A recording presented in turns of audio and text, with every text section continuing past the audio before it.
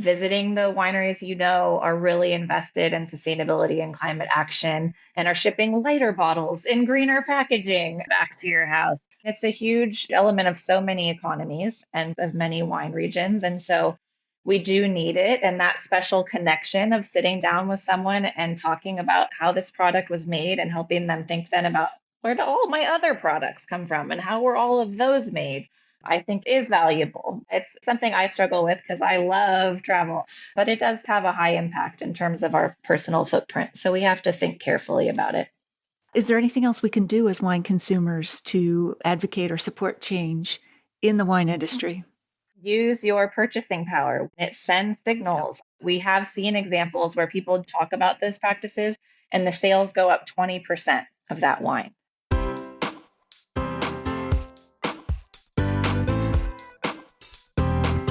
Do you have a thirst to learn about wine? Do you love stories about wonderfully obsessive people, hauntingly beautiful places, and amusingly awkward social situations? Well, that's the blend here on the Unreserved Wine Talk podcast. I'm your host, Natalie McLean, and each week I share with you unfiltered conversations with celebrities in the wine world, as well as confessions from my own tipsy journey as I write my third book on this subject. I'm so glad you're here. Now pass me that bottle, please, and let's get started. Welcome to episode 259. How can we as wine consumers support environmental change in the wine industry? What is proactive farming as it relates to growing vines for wine? And does wine tourism have a positive or negative impact on the environment? In today's episode, you'll hear the stories and tips that answer those questions in part 2 of our chat with Anna Brittain, the Executive Director of the Napa Green Program. You don't have to have listened to part 1 from last week first, but I hope you'll go back to it if you missed it after you finish this one.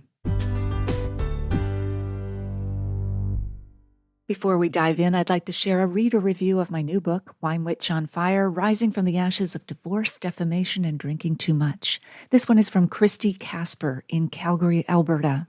Quote, I'm a big fan of the show, The Social, on CTV. One frequent guest is wine expert Natalie McLean. When I heard about her memoir, it sounded like a unique story of resilience and strength, and I knew I needed to read it. The memoir focuses primarily on a particular tough time in Natalie's life and career when she was blindsided by divorce and experienced online defamation that threatened her career.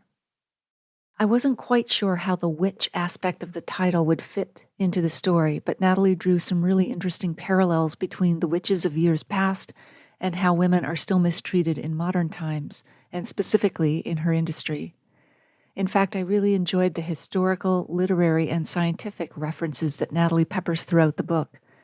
They are apt and brought a real richness to it. They made it a full-bodied experience, if you will. I really enjoyed this memoir and a glimpse into this industry that I knew little about. Natalie's story is inspiring. Thank you, Christy. If you've read the book or are reading it, I'd love to hear from you at natalie@nataliemclean.com.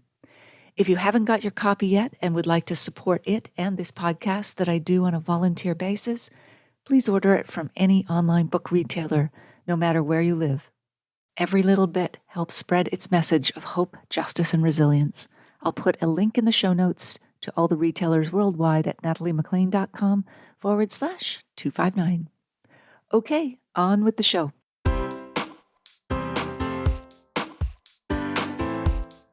How about pillar number 4?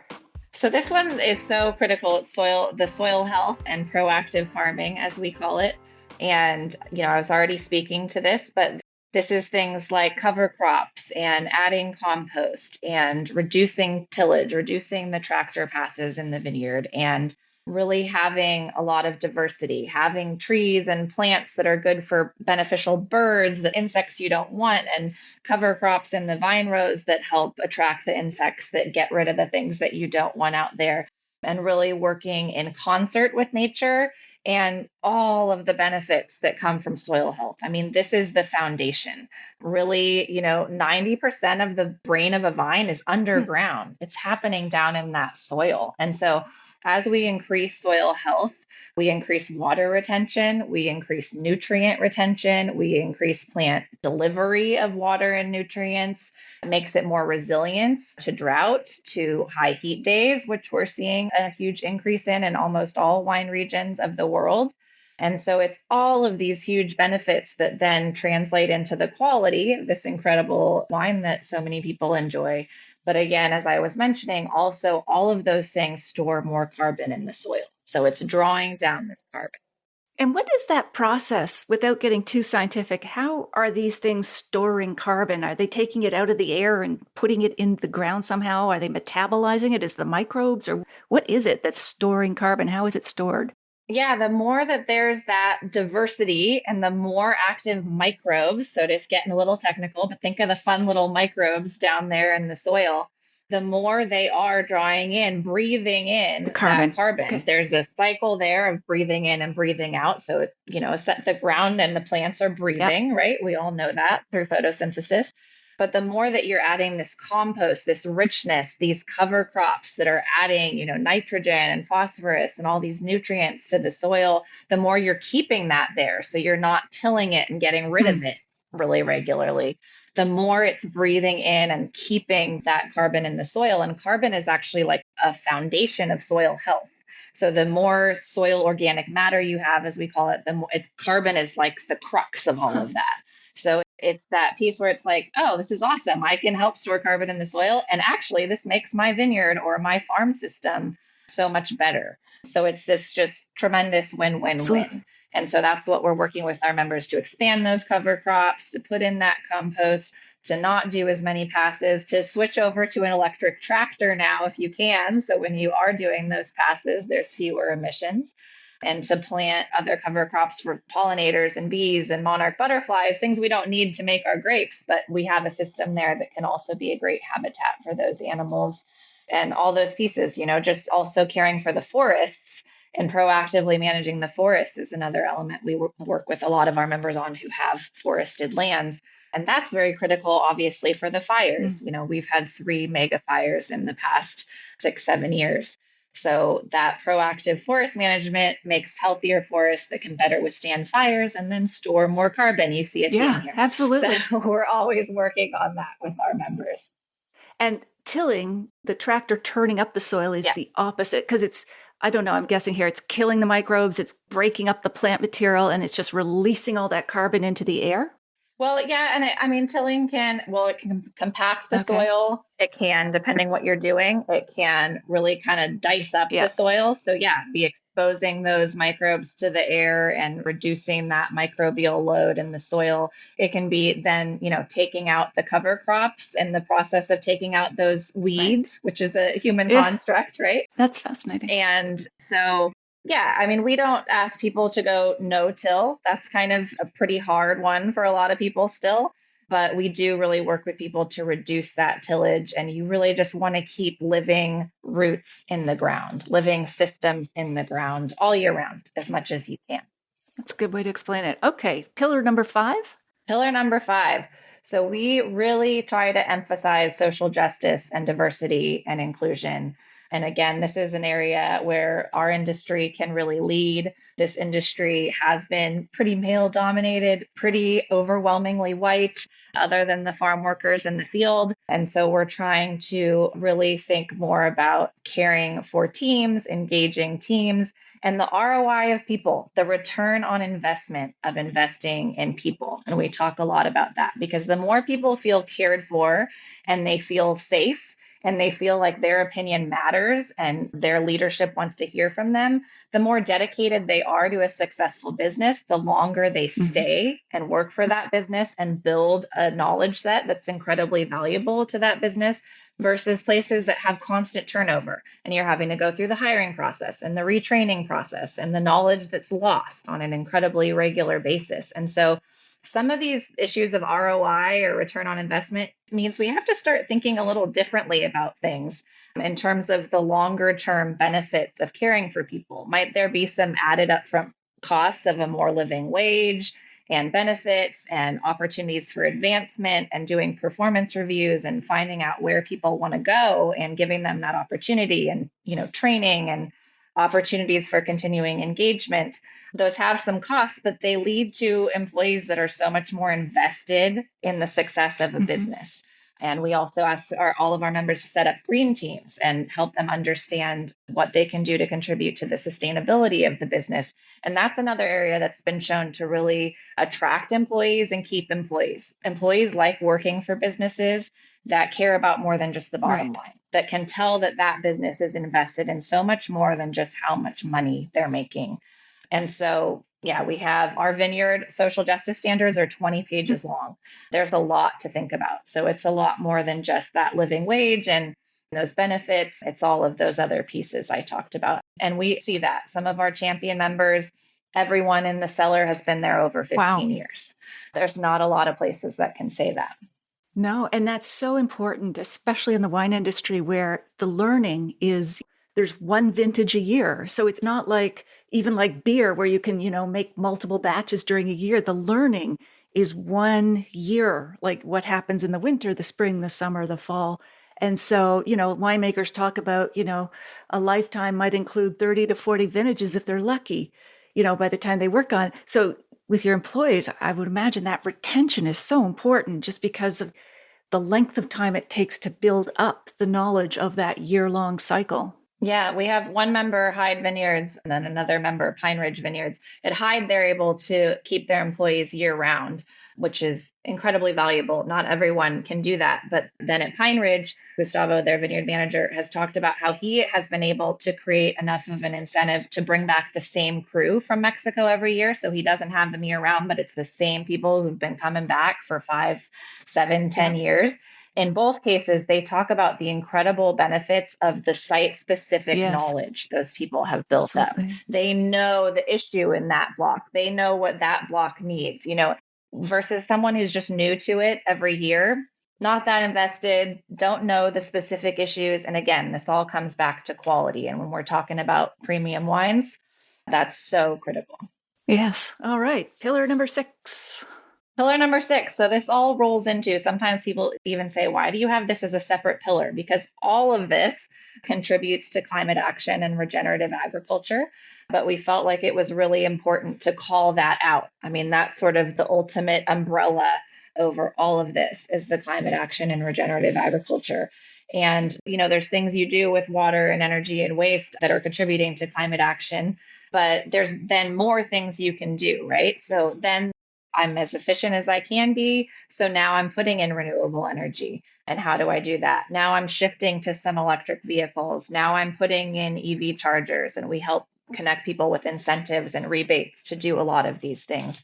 Now I'm lightening my glass weight. Now I'm changing my packaging. Because of what we were talking about earlier, we've actually just revised our standards to make packaging and distribution an element of our climate action standards, because we know that's such a big piece of the carbon footprint. So it's, just small things like having nitrogen on site versus getting it delivered. Then you're reducing your deliveries. So we give people credit if they have nitrogen on site versus getting deliveries. And not idling. My God, pet peeve of mine. People just leaving vans sitting there idling and idling and idling. Just all those things. We have to think about all of our actions. They all add up. So this really all rolls into that umbrella of really thinking whole systems. That's my thing. Whole systems. We have to be thinking really comprehensively to make change in the scale of the challenge that we're up against. Okay. So that's great. Let's move more to wine consumers now. Yes. Who want to visit wine regions. Of course, it's always good to shop local, buy local, visit local. Yeah. But is wine tourism a good thing if people are flying long distances and shipping back bottles home? What's your take on that?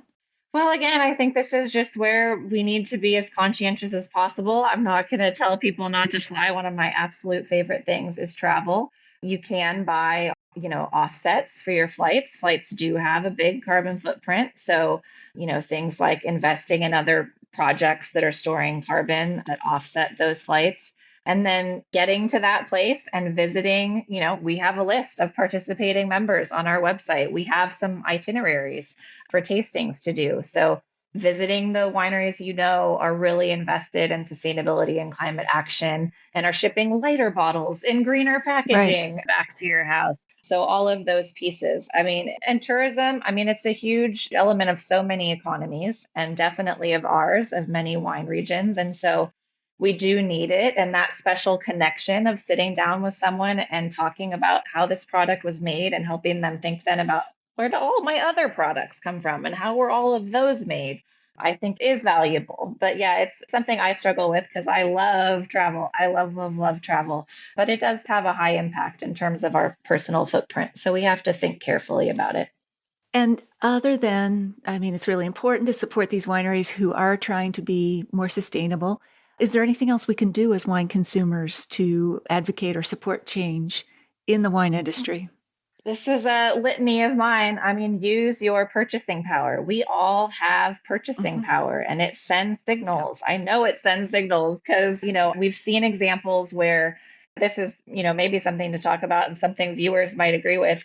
We haven't done a great job of helping consumers quickly identify which, in this case, wines are the most sustainable, are the most dedicated wines. But we have seen examples where people do a necker, they do a shelf talker, they do something like that to talk about those practices, and the sales go up 20% of that wine. So we know most people, I hope everyone listening and watching want that information. They want to use that information to help guide their decisions. And I actually have a couple examples here I'm going to share. Yeah, the Logo bottles. on the bottle. Okay. So here's our Napa Green. We'll post a link to this in the show notes for those who are listening. Right. But yeah, what's on the bottle there? Describe the logo there. I love this one. I wanted to share it because it was our first example of a screen print of the logo, which I just think looks so, so beautiful. But this is our Napa Green certified winery logo. So we have a vineyard certification and a winery certification because some growers don't have wineries, some wineries purchase grapes kind of thing. But this is an example of a member, Peter Paul, kind of hard to see there. That is Napa Green Winery certified. They're making their wine in a certified winery. And so they can put that logo on the label and then someone can pick this up and pick up a comparable wine and say, well, these people are invested in sustainability. I'm going to go with this one, if these are two kind of comparable wines. So I think that's a really key piece is we need to do a better job of telling these stories and giving people really quick cues to see, oh, okay, I got it. This one, they care, they're invested. This one, I'm not sure. I'm going to go with this one. Sure. Why not? Because we're often judging purchasing wine based on the label. So that seems like better criteria to me than a fluffy squirrel or an iguana. So unless it's a sustainable squirrel. Or a really heavy bottle. That's true. And so you also worked with Ontario and BC wineries. Was there anything different there that you did or observed with the efforts towards sustainability in either of those provinces? So in essence, I helped Sustainable Wine Growing British Columbia develop their certification program, establish that. And then in Ontario, they had a winemaking program, but they didn't have a vineyard program. So I helped them expand their program from just winery sustainability, from vineyard through winery sustainability. And actually, we're working on another grant right now to work with both of those regions to help them continue to advance their program. So we'll see if that happens. I think one interesting thing I've noted there is I would have thought, oh, water's not as big of an issue. But actually, even Canada has been having drought and water issues.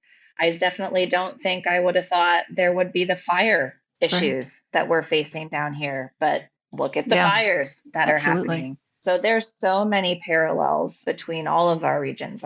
Provence caught on fire a few years ago. So we're all dealing with some pretty similar challenges, labor challenges. It's pretty consistent as I travel to these different wine regions, what we're up against. So there aren't a lot of differences in the approaches. Okay, cool. So you have a couple wines there. I do. Let us see what they are and what they taste like and why you chose them. So I, of course, have two member wineries. So I've got Domaine Carneros. They're Tattinger Bubbles. I'm going to open this now. I've already opened the other one. Sure. But, you don't want bubbles to be open for too long. That's fine.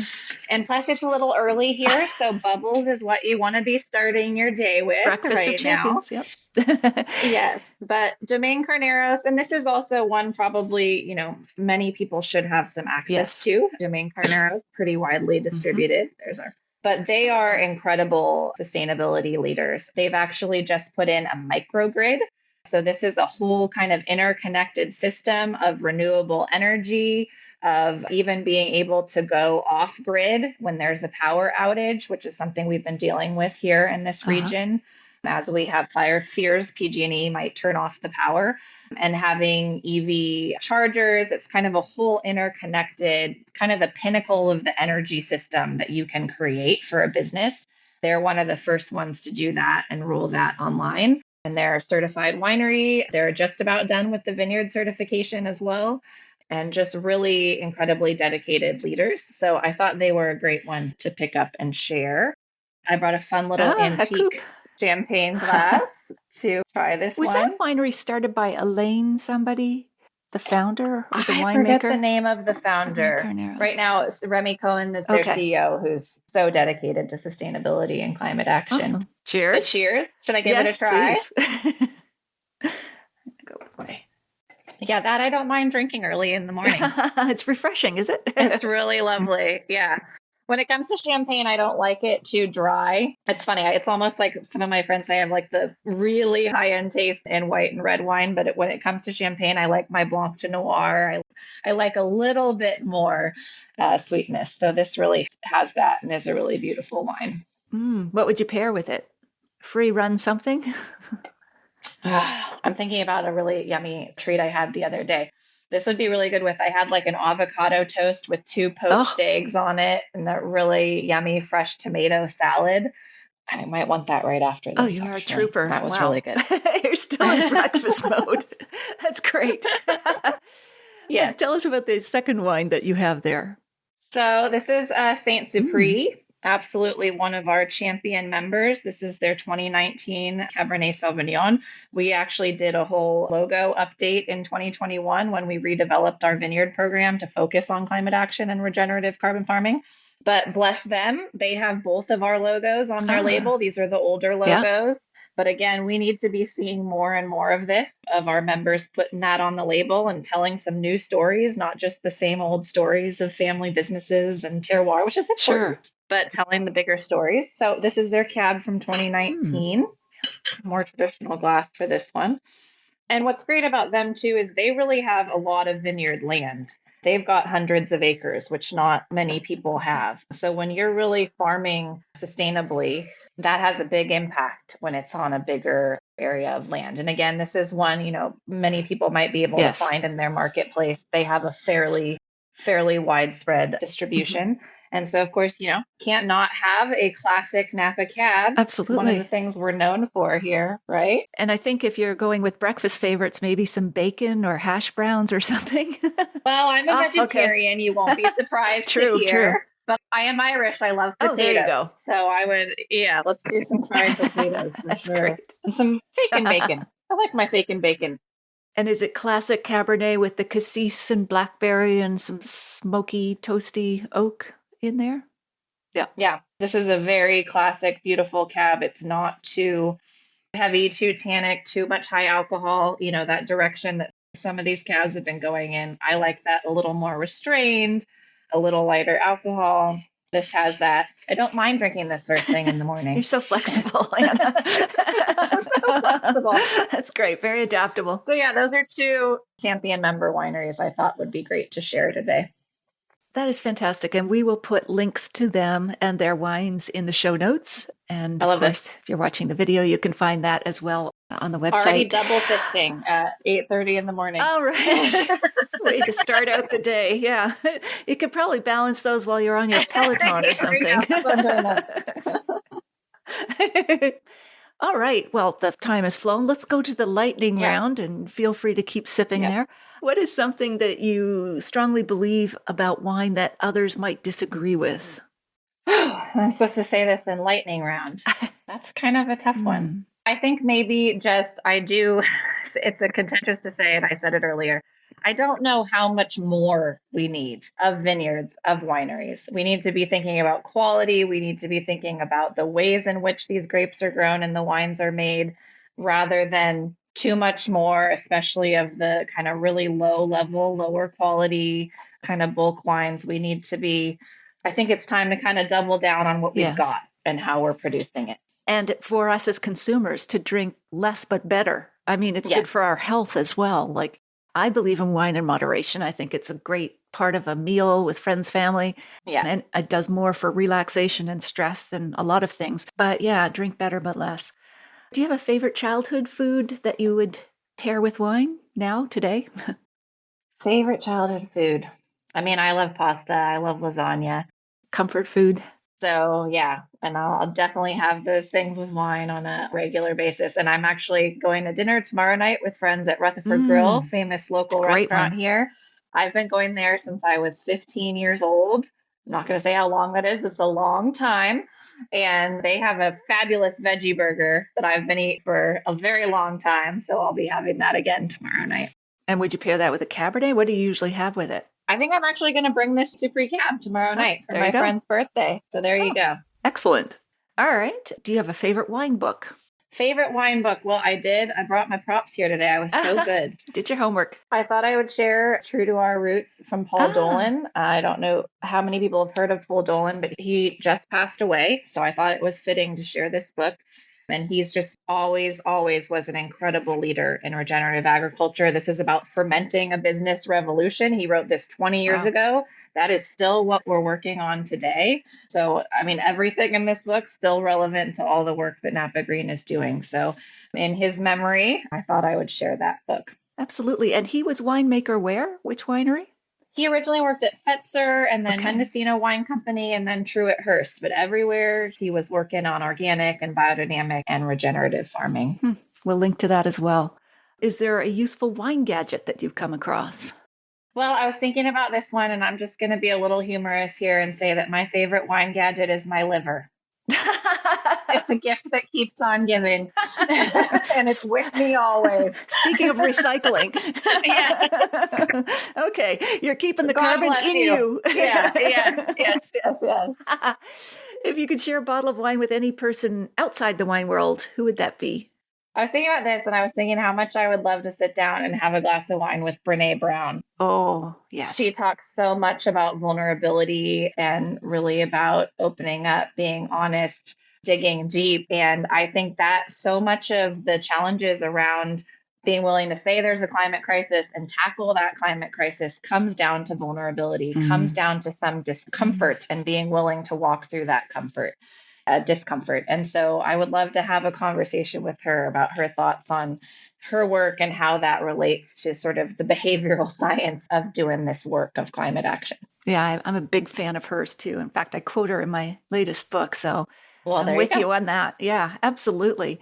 And then finally, if you could put up a billboard in downtown San Francisco, maybe you wouldn't, maybe that wouldn't be environmental, but if you could, what would it say? Well, we have a phrase we use. So, I think I'd start with something like take climate action now, but we say, if not here, where? If not now, when? Yeah.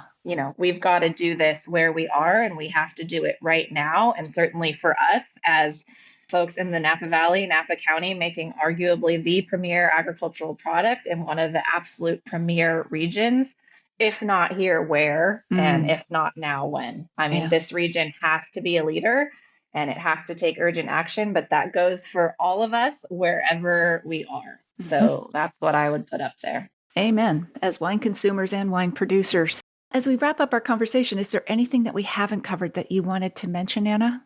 I don't think so. I mean, we managed to go through all 6 pillars. Yes. And 2 wines. And so I think we've covered a lot of ground, and I hope that everyone's really interested in this conversation and, would like to learn more about Napa Green and about sustainable wine growing. Absolutely. It's been fascinating. And where can people find you and Napa Green online? It's napagreen.org. The .org is important because we're a nonprofit. And then we have risegreen.org as well, which is our symposium. So if you're interested in the symposium, but you can always find that on Napa Green as well. And you can find our participating members and more about our programs and reach out anytime. Excellent, Anna. Well, I'm going to say goodbye. It's been wonderful chatting with you. Thank you for sharing your time with us. It was fascinating. This has really opened my eyes. Your explanations of that whole systematic, whole production approach is really excellent. So thank you for sharing that with us. Wonderful. Thank you for having me. All cheers. Right, cheers. I'm gonna have a little more bubbles. There you go.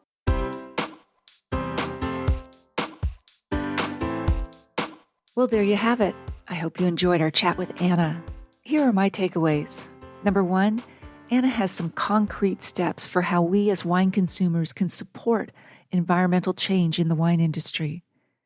The need is urgent, and we have the purchasing power. We vote with our dollars, and they send strong signals to the industry to advocate for this change. Number 2, I found her concept of proactive farming as it relates to growing vines for wines absolutely fascinating. And number 3, she also has an interesting take on wine tourism's impact on the environment.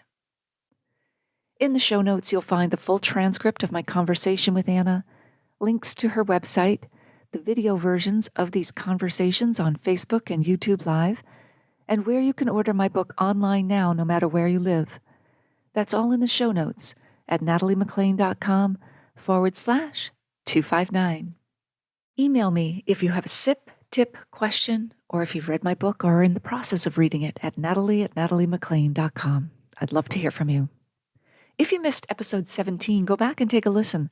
I talk about organic and biodynamic wines with rockstar winemaker Thomas Balchador. I'll share a short clip with you now to whet your appetite. Organics and biodynamics are the same from an organic viticulture point of view and from a winemaking point of view. It's non-intervention. You can use mine minerals like sulfur and copper, put them into water and spray, and they help protect any rainfall. They get washed right out. Now, whether you're in organics or biodynamics, the copper is a metal. It's a heavy metal, and you can eventually get toxicity in your soil. So even with organics and biodynamics, we are watching copper like a hawk. We have virgin soils over here compared to Burgundy. So I learned from the Burgundians, they actually look at the load they're putting on a vineyard every year, and they try to skip treatments. Imagine that you're organic, you're using organic materials, and you're trying to skip treatments. It's like not taking your full antibiotic dose when you've been sick. But we do that to try to always use the least intervention on land we can.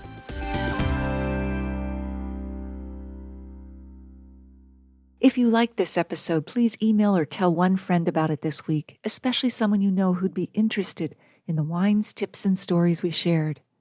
You won't want to miss next week when we chat with Luke Whitall, author of the Sipster's Pocket Guide to the 50 must-try wines in both BC and Ontario. Thank you for taking the time to join me here. I hope something great is in your glass this week. Perhaps a wine in a lightweight bottle, or even better, a can or a box.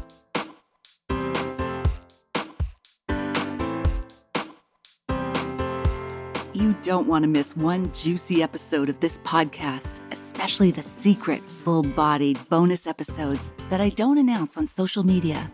So, subscribe for free now at nataliemaclean.com/subscribe. Meet me here next week. Cheers.